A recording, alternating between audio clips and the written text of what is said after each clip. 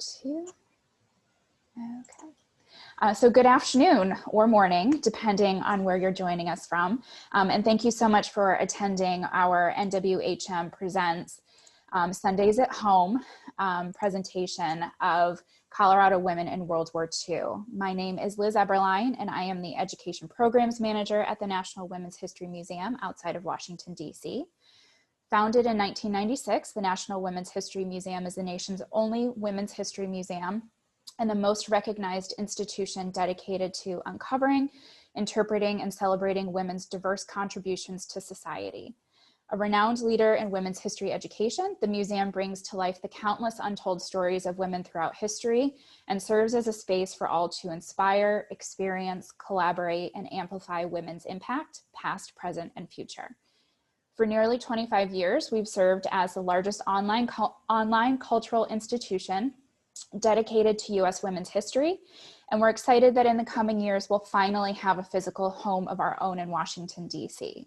In the meantime, we'll continue our important work of sharing the powerful history of women in America, and we hope that after today's discussion, you'll find us on social media and explore our website and join us in the important work of representation. A few housekeeping notes. We are recording this presentation so that it can be available on our website following the event. Gail will be answering questions at the end of her presentation. If you would like to ask a question, please use the Q&A function on the toolbar at the bottom of the screen. Your questions will come directly to us, and I will facilitate the Q&A following the presentation. So all of those questions that you have will be answered following Gail's presentation. And with that, I'd like to introduce our speaker for today. Gail M. Beaton is a charter member of the National Women's History Museum and is the author of Colorado Women, A History, and Colorado Women in World War II. A retired public school teacher with master's degrees in U.S. history and public history, Gail is a Chautauqua presenter of Gail Murphy, Colorado's Rosie the Riveter, and Sarah Platt Decker, National Women's Club leader, reformer, and suffragist. Gail serves on the advisory board for the Center for Colorado Women's History at the Byers-Evans House Museum.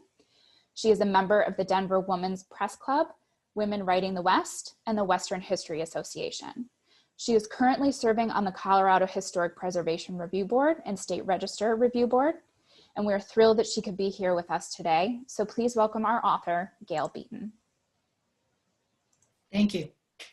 An Army nurse who witnessed the Holocaust at Buchenwald, a wave who instructed pilots on the Link trainer, a woman who riveted ships in California, a high school girl who picked the skins off peaches the first 2 weeks of her senior year, and a widow who became a nurse's aide as the only way to handle losing both sons at Pearl Harbor. These are just some of the stories I wish to share with you today. I want to thank the National Women's History Museum for allowing me this opportunity and for all the fine work they are doing with their online exhibits and programs. Also, a thank you to the organizations who have allowed me to share their images and their research. My deepest gratitude goes to the women I interviewed and their families for allowing me to share their stories and oftentimes their photographs. Often people want to know why a writer writes a particular book. When I was a high school teacher, I developed my Colorado Rosie the Riveter, Gail Murphy character to present the home front in a more interesting way to my students. In one of the many presentations, I've been doing it since 1997 to hundreds of organizations and groups, I gave one in 2014, and an Army nurse approached me afterwards and mentioned that I had forgotten the Army nurses in my presentation. And I was fascinated, so I asked if I could interview Leila Allen Morrison. She graciously agreed. This led to many other interviews with Rosies, with Homefront volunteers, and other female veterans. Intrigued, I knew I had to share their stories. Now, I want to preface this presentation that although the women you are going to hear about are Colorado women, or were Colorado women, their stories are very similar to women from throughout the United States. But there are going to be a couple of notable differences, and I will point those out as we go forward.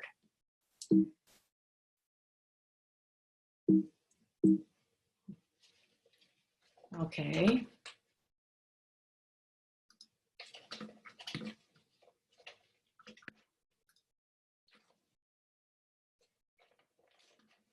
having a little bit of trouble here on finding my presentation. Excuse me.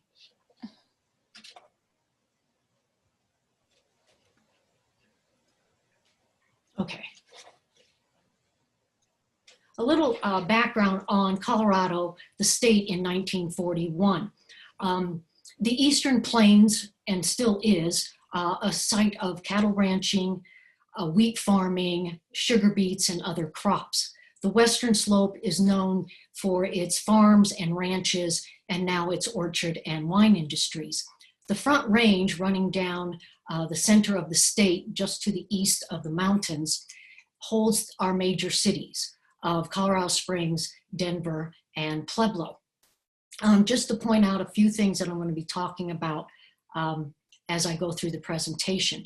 You have Fort Collins there at the north, at the red arrow, then Greeley off with the blue.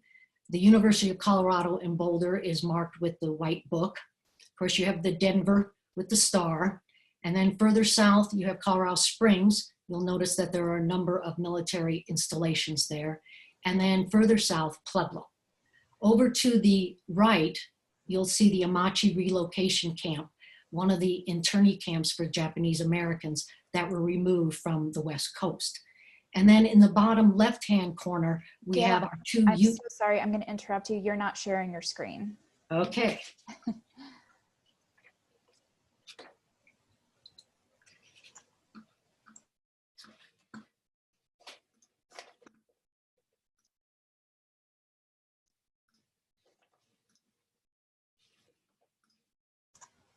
There we go. Okay, let me come back. All right.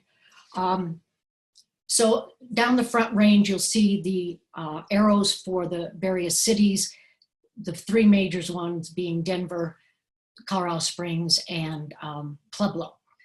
As I said, Amachi is over on the right-hand side, and the Southern Ute Reservation and Mountain Ute Reservation in the far southwest corner of the state. Now, as far as population in 1941, the state was predominantly whites or Anglos, and still is. We have a large percentage of Hispanic people, and since Colorado was once claimed by New Spain, Mexico, and Texas, many of our Hispanics have been historically in the southern part in the San Luis Valley and also on the Eastern Plains as agricultural workers. We have only, or we did have less than 1% of African Americans at the start of World War II. They were centered in the three major cities of Denver, Pueblo, and Colorado Springs. We also have Japanese Americans that settled predominantly on the Eastern Plains as well as Denver. The book, Colorado Women in World War II, is divided into three parts: women in the military, women in the defense plants, and on the home front. This presentation will follow that same pattern. Nationwide, over 358,000 American women served in the military during World War II. They served in both nursing corps, the Army, the Navy, the Coast Guard, the Marines, and as women Air Force service pilots. Although they were not deemed military during the war, they have been recognized since then, and I included them, rightfully so, with the military. Now, at the beginning of the war, the Army Nurse Corps and the Navy Nurse Corps numbers were very low, less than 1,500 total. Of course, Americans very quickly realized that there was going to be a huge need for nurses. So each state was required to sign up nurses who would be willing to join either the Army Nurse Corps or the Navy Nurse Corps. Colorado's quota was 500 nurses. Althea Williams was a nurse at Poudre Valley Hospital in Fort Collins in the northern part of the state when Pearl Harbor was attacked. She and her co-workers originally thought it was perhaps another War of the Worlds airing that had been done in 1938 with Orson Welles. Of course, this was not a fictional attack whatsoever.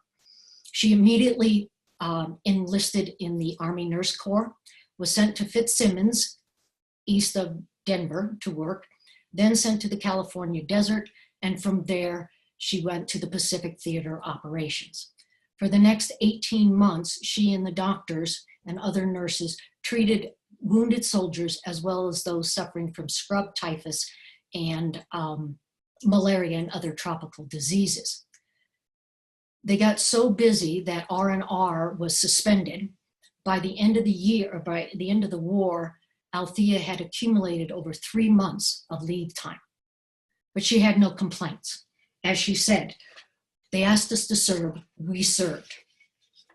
And we served because our brothers, our boyfriends, our husbands, our fathers were serving, and they deserved the best possible care. Now, my Army nurse, as I refer to Leela Allen, was graduating from her nursing school in Tennessee when Army recruiters showed up and said that if they didn't enlist in the Army, then they probably would have to start drafting nurses. And of course, that would be a stain on the reputation of the nursing profession. So she and others enlisted. They were asked where they would like to do their initial training. And thinking they might be able to see Indians, they asked to be sent to Colorado. And she trained at Lowry. Now, of course, all military training includes marching. And Leela and the nurses, their drill sergeant was released from his command, and they figured that their inept marching probably caused him to qualify for a Section 8. She later was sent to Texas, where she would meet her future husband, and then to New York City and off on a converted ocean liner to land at England. Very shortly, she was on an LST, a landing ship tank vehicle, crossing the English Channel, arriving in August of 1944, just months after the D-Day invasion of the continent. She saw strings of parachutes hanging from trees and could tell exactly, what a horrific battle would have occurred to secure that beachhead. Other nurses had arrived just within days of the landing, and one nurse recalled seeing a live cow that was straddling a high tree branch in a tree, probably had been blasted up there during the battle. For the next 10 months or so, Leela and the unit crisscrossed through Germany and France, oftentimes having to drop back when they got too close to the action. Her area was the pre-op and the shock temp. Then in the spring of 1945, she and her unit were taken through the Buchenwald concentration camp just days after it had been liberated. And as you can imagine, that memory still chills her. Now, Navy nurses and Army nurses were captured in the Pacific and held as prisoners of war with the Japanese. Army and Navy nurses also served as flight nurses or air evacuation nurses. This first started in 1944. The first flight crew was flying to to Iwo Jima and removing wounded from there. By the time Jackie Jaquette in the second class and Omi Halder in the third class graduated, it was Okinawa that was the current battle of note. So at 1:30 in the morning, Jackie would get dressed in her green nylon flight suit and don her baseball cap, get a ride from a Jeep to the airstrip at Kwajalein, and then joined with a medical corpsman, they would fly 8 hours to Okinawa. On the way there, they prepared their aircraft. You can see in the picture that there are 4 levels of cots that would be on both sides of the airplane, and there were also seats in the front for those soldiers who would be ambulatory. Once they fixed sandwiches also during this time and tried to catch as much sleep as they could. Once they landed, they had less than an hour to load all of the patients and take off again. And as you can imagine, the battle is raging around them. On the way back, they would check on the patients, make sure there weren't any complications like hemorrhaging or going into shock. They would obviously talk with them. Omi tried to calm their fears, talk to them about their families, things like that. They'd also, of course, administer medicine and blood plasma and whatever else the wounded needed. And then, as I said, that would be another 8-hour flight back. For training, they had to undergo how to deal with non-pressurized cabins and crash landings or water landings, learn how to push a victim 220 yards, swim underwater, because of course burning oil was one of the biggest means of injury and death for Naval and Marine Corps personnel. Now, the Women's Auxiliary Army Corps started in 1942. It would drop its auxiliary status in 1943 and become the Women's Army Corps, or the WAC. Oleta Crane was one of the first Black women from Colorado to join the force. She saw an advertisement that said, "Join the Army and play in the band." Well, she thought, that's great. I can, join the Army and play my cornet. Well, of course, once she joined, she was told that the Army band was not for African-American women, it was just for whites. Down the road, they did have 5 WAC bands, and one of them was composed of African-American soldiers. But by that time, she was an officer. Originally, there were many recruits for the WACs. Now, but as the other services opened their doors to women, and at the same time there was a scandal that broke out. People, even when the WAC was first instituted, thought that it was just going to be government-issued prostitutes for the male soldiers. And others thought that the force was composed of lesbians or sexually promiscuous women. And so rumors just abounded. And it became very, very vicious, so much so that President Roosevelt and the First Lady, Eleanor, tried to chime in and calm all of this down, but they weren't very successful. Part of the problem, they thought maybe it was the enemy, starting these rumors to try to cause divisiveness. Instead, the Army ran an investigation, and they found out that the rumors started from a number of sources.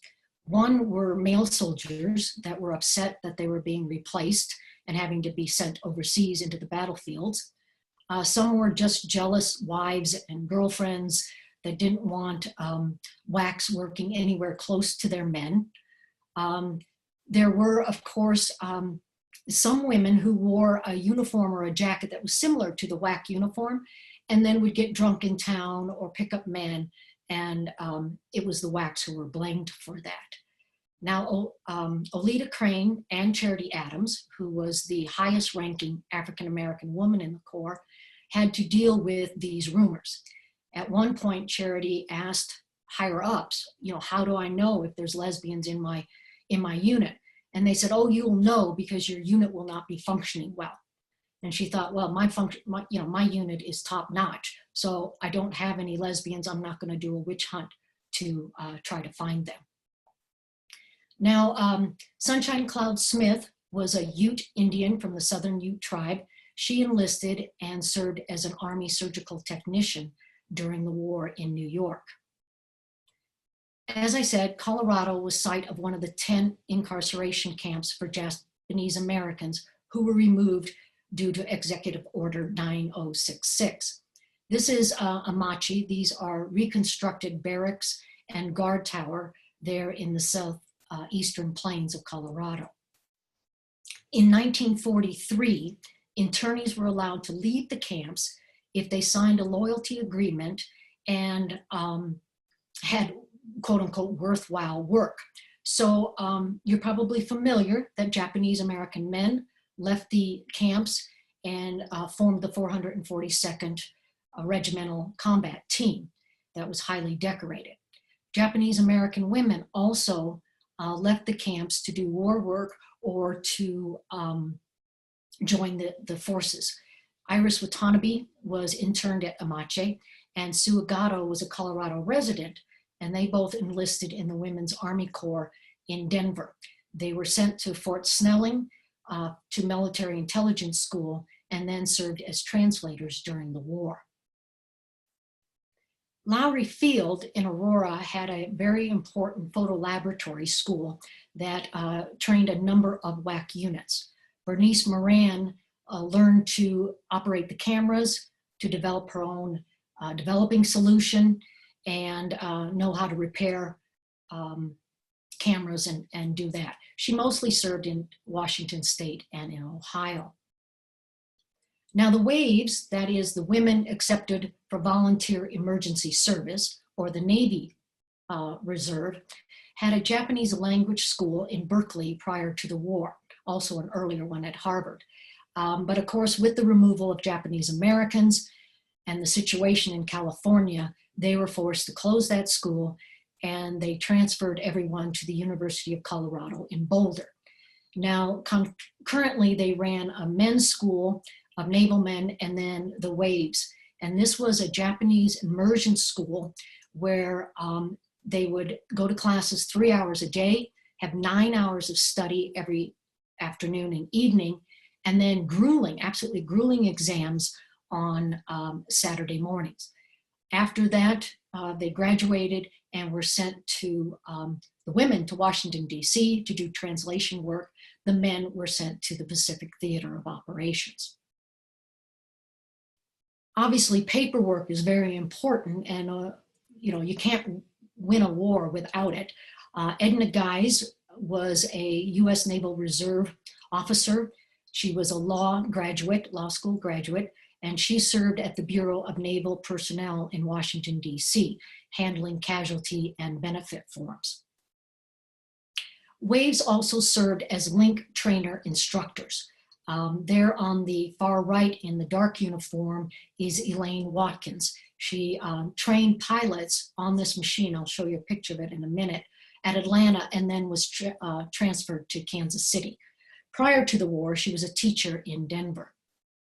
WAVES as well as WACs served as mechanics and machinist mates. These women, of course, are working on an aircraft engine. The Wasps were created to free male pilots for combat duty. There was approximately 100 that were trained and graduated from the Avenger Field at Sweetwater, Texas. Again, they went through the same pilot training that the men did. And again, this is going to be truncated as short of training period as they possibly can in order to get pilots in the air. Anna Mae Petties was one of the Colorado natives. Now, one benefit that the men had that the women did not is the men had uniforms and training clothing that fit them.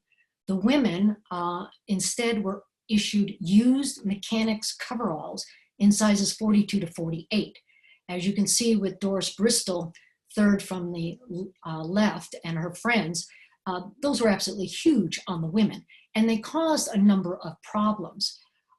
Lucille Dahl was one time practicing spins, and just as she was ready to put her airplane in its first spin, she looked down and realized that her buckle had been undone. Well, there's no way she would have omitted that, you know, number one step on your pre-flight safety check. So she figured that the long, bulky sleeve probably caught in the buckle and opened it. Other women found that the stick of the airplane would get stuck in the overalls also. Now what you see there is a link trainer. The pilot would sit in there and they would get instructions on how to fly. And so it's an instrument training flying technique that was used. Obviously it would save on having to take so many airplanes into the sky. And this is Lucille Dahl, who after graduation worked with the Weather Bureau, transporting officials from one weather station to another as they checked on the weather conditions and the workings of the Bureau. Peggy Moynihan was from the western slope of Colorado. She did not have trouble, as far as we know, with her uniform, but she did have problems with probably sabotage on one of her airplanes. She was flying a BT-13, a trainer, out of Columbus, Ohio, when the plane suddenly went into a spin. Well, she said a quick prayer, popped the stick, nothing happened. She was still in the spin. Popped it a second time, again, nothing. Finally popped it a third time and was able to pull out of the spin. She righted the plane, landed, and figuring that there was something wrong with the way the air was flowing for the airplane, she ran her hand along the wing and found a wad of bubble gum. So she took off her glove, pried it off with her fingernail, dumped it on the ground, got back in, and completed her test flight. The pilots trained on the link trainer. They, of course, took every aircraft in the air. They ferried authorities from one end to another. They flew new aircraft. They flew aircraft that had been repaired. They also flew targets behind their airplane so that the men could get live gunnery practice. 38 Wasps died in the service of their country. After the war, well, they were disbanded in 1944, in December of 1944, and pretty much their records were closed to history until the 1970s. And then in 2010, they were awarded the Congressional Gold Medal with President Obama. The Coast Guard, the female branch, was called SPAR, Semper Paratus, always ready. That is the Coast Guard motto. Now, Jane Silverstein was a Denver native. She trained and had an office as a landscape architect prior to the war, and even designed war housing in the first couple of years of the war. But then she joined the Coast Guard, became an officer, and was assigned to New York Harbor, where she compiled the naval properties in a 4-state area, and then later was moved to tracking ships coming in and out of New York Harbor. You imagine what an important job that would have been during the war. Colorado is probably, to my knowledge, the only state that had a woman serving in the U.S. Merchant Marine. In 1940, Mary Converse, who was in her 50s, was sworn in as a captain. And then the naval recruit, once the war started, the naval recruiting officer asked her if she would teach seamanship and navigation to officer candidates in Denver. And she, of course, agreed. So every Tuesday and Thursday for the rest of the war, she taught 10 to 15 candidates there in her dining room and also outside in her backyard, where she used her bird bath as a artificial horizon. The Marine Corps was the last branch of the military to accept women. They were the most resistant. However, once they did open up a Marine Reserve for the women, many people thought, oh, you know, what little nifty nickname or acronym are they going to get, similar to the Waves or the WACs or the SPAR? And the commander said, no, they're Marines, and that's what they are, it's just Marines. Some people suggested names like Dainty She-Devils or Glam Marines or Submarines. Unfortunately, the male Marines found an acronym for the women, and they called them BAMs, B-A-M, Broad-Assed Marines. Now, Marie Jansen, that you see here, was once confronted with that, and she simply stopped, turned and looked at the Marine and said, yes, beautiful American Marine, turned on her heels and walked away. So this gives you kind of an idea of the different vehicles they would have driven around base as well as off base as transportation. One of Marie's favorite stories when I interviewed her was when she was moved to the PX for temporary duty because they had too many in the transportation department. She got to sell cigarettes to Tyrone Power, who's the big movie star and Marine pilot. And so that was kind of a thrill for her. Now, before I get into the women and defense work, I just want to point out that military service, of course, was new for not just the men, but for the women. And they came across, new experiences, living in barracks, living with so many other people, marching, things of that nature. But for women, there were also some very novel things that they weren't used to. remember, they're going to be originally housed in army barracks. And so they're going to have urinals and latrines and things like that. And so one woman talked about she was led through, on a, here's where you're going to live, et cetera, et cetera. And they saw the urinals and they didn't know what they were. One woman surmised that maybe it was a place to wash their feet. Another woman thought perhaps it was a place to brush your teeth. Fortunately, people told them, what the real use was before anybody tried to do that. And one woman was told she was on latrine duty for the next morning, had no idea what a latrine was, so figured she'd just clean the bathroom. And of course, that worked out just fine. So there's going to be just advertisements and newspaper articles and radio spots, advertisements on the newsreels to get women to join either the military or into the defense plans. So they made comparisons between women's traditional talents or skills or jobs with what was happening in the factories. So if you've sewed on buttons or made buttonholes on a machine, you can learn to do spot welding on airplane parts. If you've done fine embroidery or made jewelry, you can learn to do assembly on time fuses and radio tubes. If you use an electric mixer in your kitchen, you can learn to handle a drill press. To give you an idea of the need for workers, one person estimated that it took 14 war production workers, this would include agriculture, to support one man in combat. So there was a poll by Modern Industry in 1941 looking ahead to what they may see as future needs in particular industries. The female aviation workers only were 1%. In 1943, they predicted it would rise to 65%. This is an exclusive of office employees. These are people actually on the production line. Women in electrical industry going from 6% to 35%, pharmaceutical 45 to 75%, and in the machinery industry going from 0% to 50% in 1943. The Denver Ordinance plant actually opened up 3 months before Pearl Harbor. It was a bullet-making factory run by Remington Arms. Even though they pledged to not discriminate, they only hired African-American women in 3 areas: the lead shop, the restrooms, and the cafeteria. The latter two, of course, did not pay production wages. The lead shop did. However, lead is toxic, so the women's lead level in their blood was tested every 3 weeks.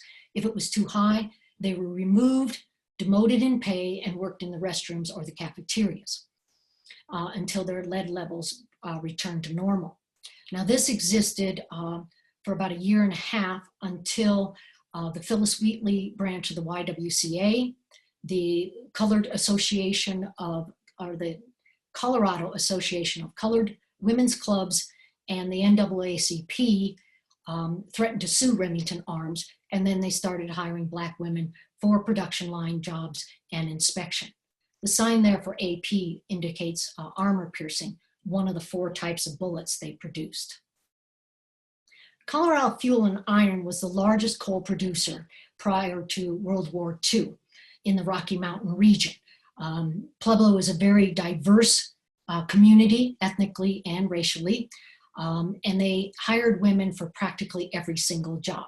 Women drove supply trucks, they worked lathes, they unloaded and loaded bricks, they packed crates, they made crates, they stenciled crates, they worked in the furnace area, of course they worked in the offices. Some women in Colorado left and got jobs in other industries. Viola Strutzel from Eastern Colorado, a graduate of Rocky Ford High School, became a riveter in California during the war. Then Louise Favrum, who was a mathematics major at the University of Denver, took up an offer from Curtis Wright to join their engineering cadet training program. And again, this was an engineering program that, rather than go 4 years, was slammed into like 10 months.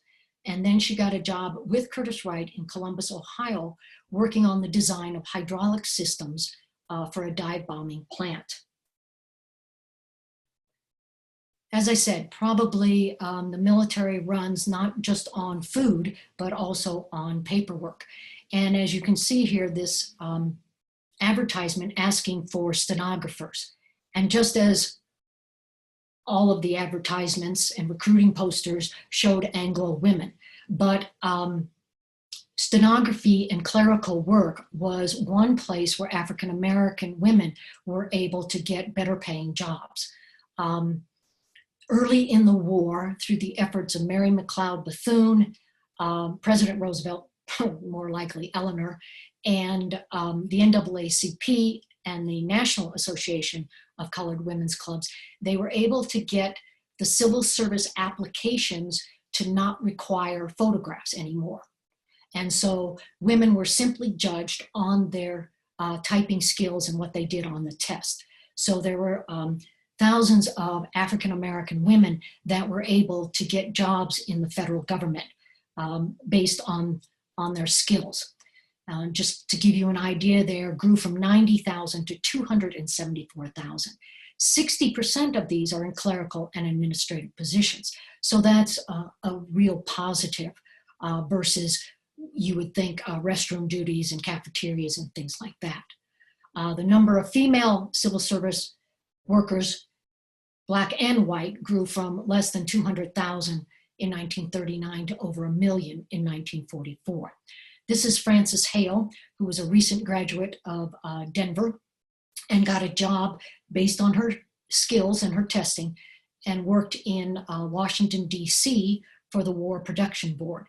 She originally started in a large typing pool and had several instances of racial discrimination working there.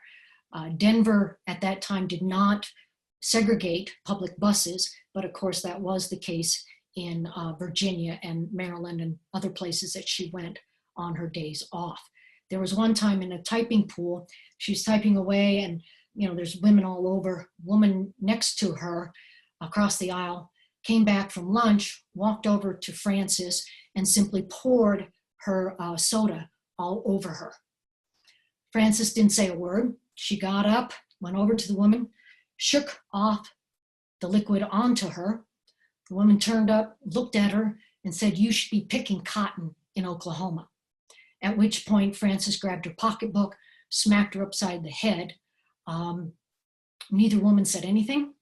Frances sat back down and went to typing. The woman started typing, and the entire office remained silent. So different experiences for our African Americans than other places. Our African Americans did not leave in droves as they did in the South.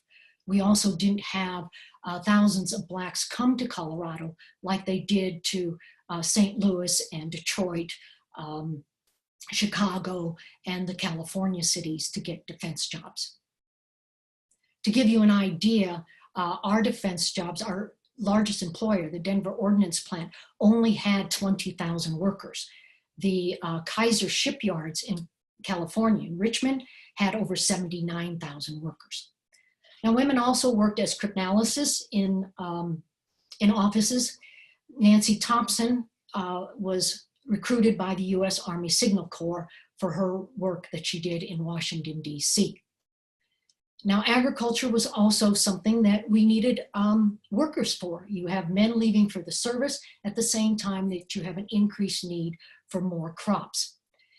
Colorado historically had Hispanics working in the sugar beet fields as well as those of Japanese descent.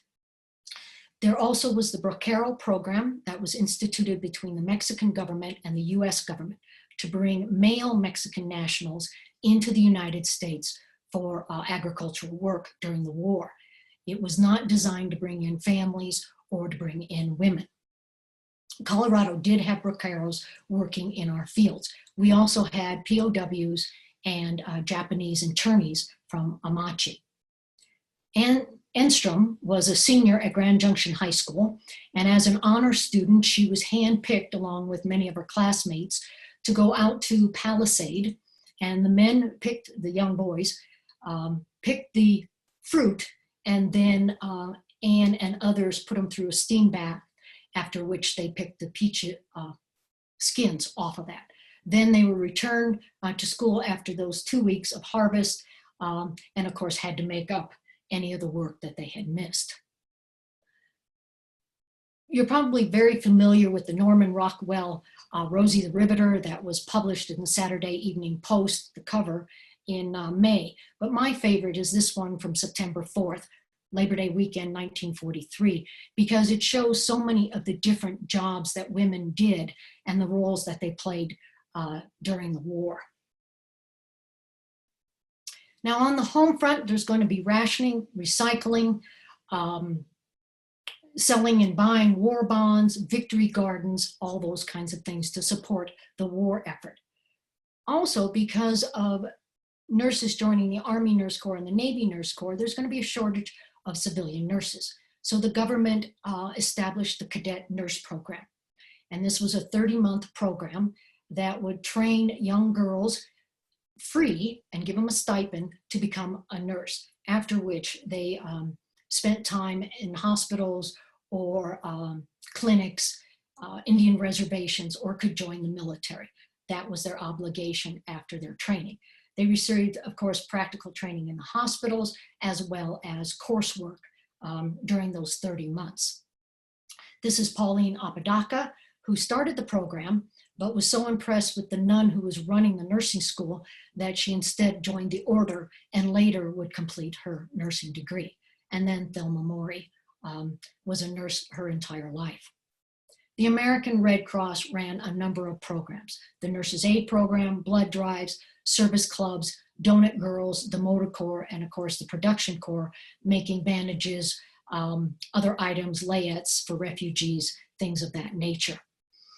Colorado had like 69 chapters throughout.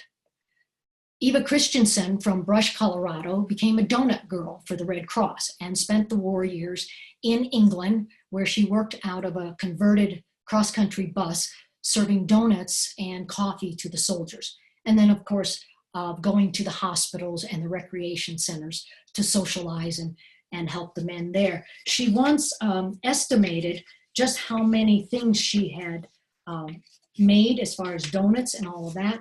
She once estimated she made like between 160,000 and 175,000 donuts. She had washed 60,000 cups and lifted 1,500 coffee urns during her time as a donut girl. And so her article was written up in the Ladies' Home Journal. The United Service Organization, of course, had the USO Clubs throughout the world for our military personnel as well as for women war workers. As I mentioned, war bonds were sold to finance the war. The picture there is a warsage or a corsage that was made out of war bond stamps. They would cover them with cellophane, curl them to represent petals, and then sell them at dances, so that both the buyer and the seller were able to support the war effort. Ration stamps were issued beginning in 1942 to everyone in the household. There were food items. Originally, it was blue stamps for processed goods and red stamps for cheese and meat products. Sugar was the first thing rationed. Coffee was also rationed. Of course, shoes, tires, rubber, all sorts of important things. The ration tokens there are change from ration stamps. Then you had the victory pen that so many people wore to support the war effort. The victory mail or V-mail was one sheet of paper. You wrote a letter on one side and then sealed it up, and it became its own envelope. As the war wound down, many people thought perhaps women will be more than happy to leave their jobs and go back home. But polls found that anywhere from 47 to 68% of the married women workers wanted to keep their jobs. Helen Hankins once said, "We don't want to be legislated into our homes. We can be lured there by the right men, but we want the right to work." That, of course, was not going to be the case for these women. They are going to be predominantly removed from the industry. If they would report back to work, like at what had been the Denver Ordinance plant, it would be as secretaries at the Denver Federal Center, working for one of the many federal bureaus or agencies. In interviewing the women and their families, it became clear to me that the war and their efforts, wherever they were, had a strong impact on their lives, on their sense of themselves and the world around them. It influenced how they raised their children. Cara women's service in the military, in defense plants, in offices, on farms and ranches, and in voluntary organizations planted the seeds for their own future lives, as well as for the civil rights and feminist movements. Their legacy was not just an end to World War II, it was also a new beginning. Thank you. And thank you so much, Gail. Absolutely wonderful presentation. So now we are open to questions. If anybody has a question over really anything that Gail covered or anything that you thought of during the presentation, if you would use the Q&A function to ask a question, we'll try to get through as many questions as we can. We did have one question pop up kind of towards the beginning. Oh, never mind. We scratched that question, she said. Another question is, when will the link to the recorded presentation be available? We will have that available to you sometime next week. I don't know exactly when it will be, but it will be on the National Women's History Museum website, so please be on the lookout for that. So yeah, any questions that you had, you know, I know we kind of covered a lot of territory between all of the different women that we had, you know, in the various branches of service. A comment that somebody made, and I believe that you mentioned this in the very beginning, were that the Wasps were not part of, they were not considered to be part of the military. And when, I know that they received the medal from President Obama in 2010, but when were they actually considered to be, I believe it was it the 60s or 70s when they were actually at that point considered to be? It was 1977, and if you recall, the Army and the Navy, all the service branches opened their academies to women, and the Navy and Air Force said this will be the first time that women will be trained and be able to fly military aircraft. Well, of course, the surviving Wasp absolutely went livid and went through a whole lobbying campaign to Congress and did get recognized for their military service there in 1977. So that's how that came about. And Lucille Dahl, that I mentioned, was one of those who worked in Washington, D.C. to have that happen. And Hap Arnold's son also helped with that effort, as well as, I believe it was Senator Goldwater. Wonderful. And we had a question asking to repeat the date for the air nurses. Oh, the air nurses started in the air evacuation in 1944, and of course went through to the end of the war, but still continue today, obviously. But this was a novel program for both Army and Navy nurse corps. Wonderful. And then we have another question here. Did any Colorado women serve in the post-World War II occupations in Japan and Germany? Yes, many did.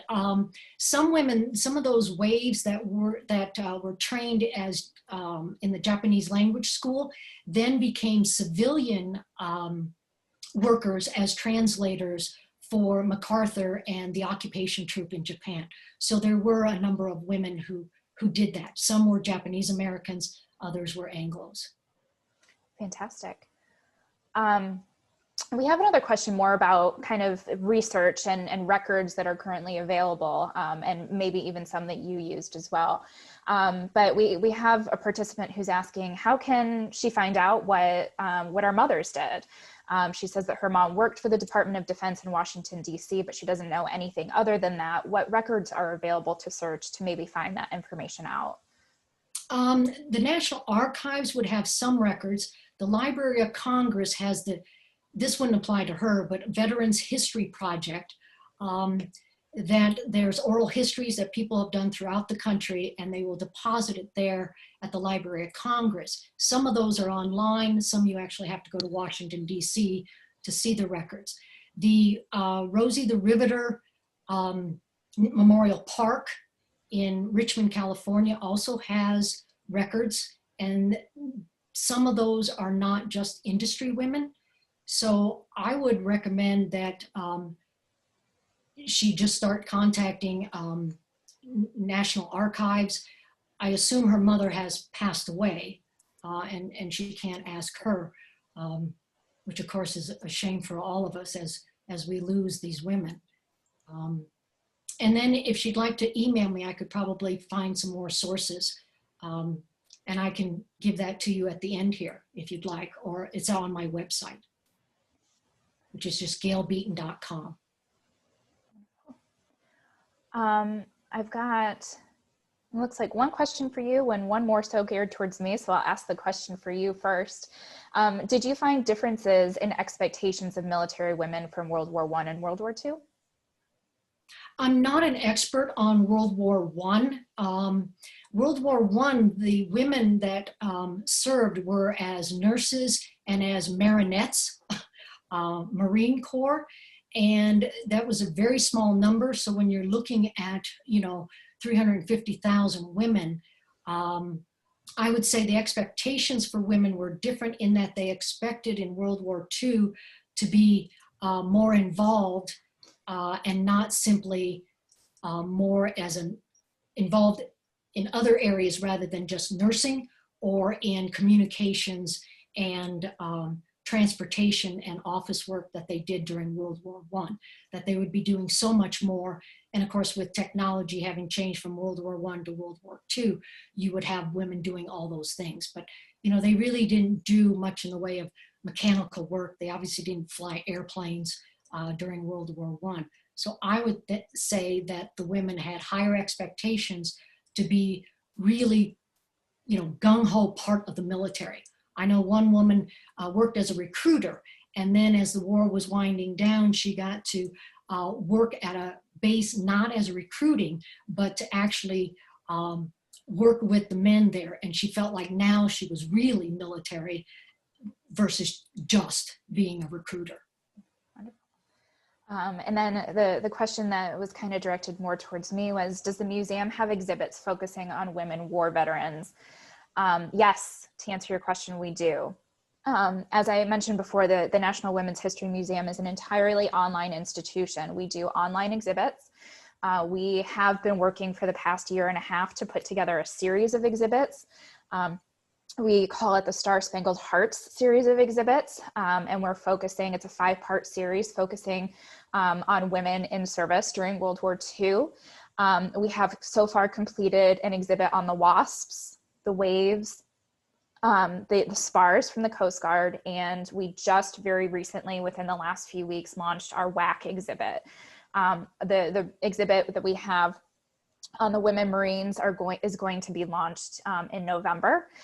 So we do have those exhibits. We do also have some exhibits that focus a little bit more on maybe the home front or nurses. We have articles about the Cadet Nurse Corps, which Gail mentioned as well. So if you go to womenshistory.org and you look for online exhibits, you can find those exhibits in there, and then any of the other resources that we have available online too, you can search for those. As far as taking stories from family members, right now, we hope to do so in the very near future. If there is a story that you have, if you'd like to send it to us, please do so. The address for our administrative offices is on our website. You can also email history@womenshistory.org if you'd like to get some further information about doing something like that. But we do have all sorts of resources online that refer very closely to what Gail is talking about as well. We've got time, I think, for one or two more questions. The first question is, what year were the nurses encouraged to enlist in the Army as opposed to being drafted? Well, you know, and they never were drafted, but as soon as the attack on Pearl Harbor, there was a call for nurses to start registering.